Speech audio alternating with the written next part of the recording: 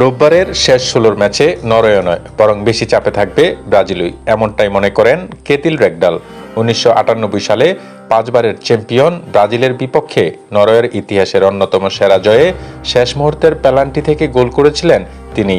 রয়টার্সকে রেগডাল বলেন, রোববার সবচেয়ে বেশি চাপে থাকবে ব্রাজিলই। তিনি বলেন, দীর্ঘদিন পর নকআউট পর্বে ফেরাটাই নরওয়ের জন্য এই টুর্নামেন্টকে সফল করে তুলেছে, কিন্তু ব্রাজিলের জন্য জয় ছাড়া অন্য কিছুই জাতীয় লজ্জার কারণ হয়ে দাঁড়াবে।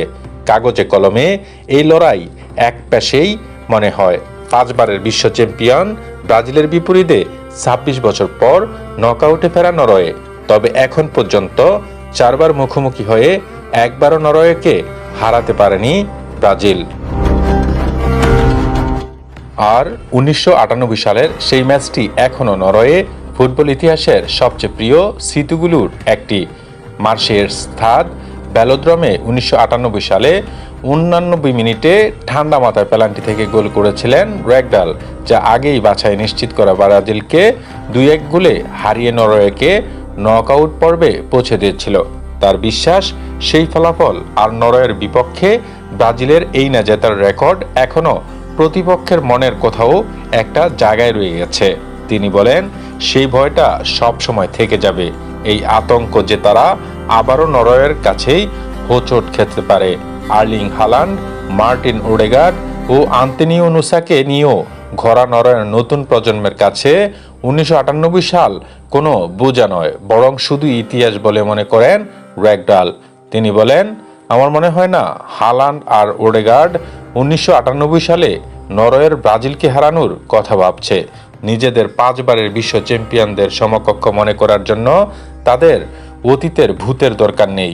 ইউরোপীয় ক্লাব ফুটবলের একদম শীর্ষে তাদের প্রতিদিনের বাস্তবতাই তাদের সেটা শিখিয়ে দিয়েছে। রেগডাল মনে করেন, ইউরোপের সর্বোচ্চ পর্যায়ে নিয়মিত খেলোয়াড়দের নিয়ে ঘোড়া বর্তমান প্রজন্ম ২৮ বছর আগে ফ্রান্সকে শেষ ১৬তে ওঠা নরওয়ে দলের চেয়ে অনেক শক্তিশালী। তার মতে ব্রাজিলই এগিয়ে থাকবে ফেভারিট হিসেবে, তবে নরওয়ের আক্রমণ ভাগ আরেকটু অঘটনের সুযোগ করে দিতে পারে। হালান্ড এখন বিশ্ব ফুটবলের অন্যতম ভয়ঙ্কর ফরোয়ার্ড।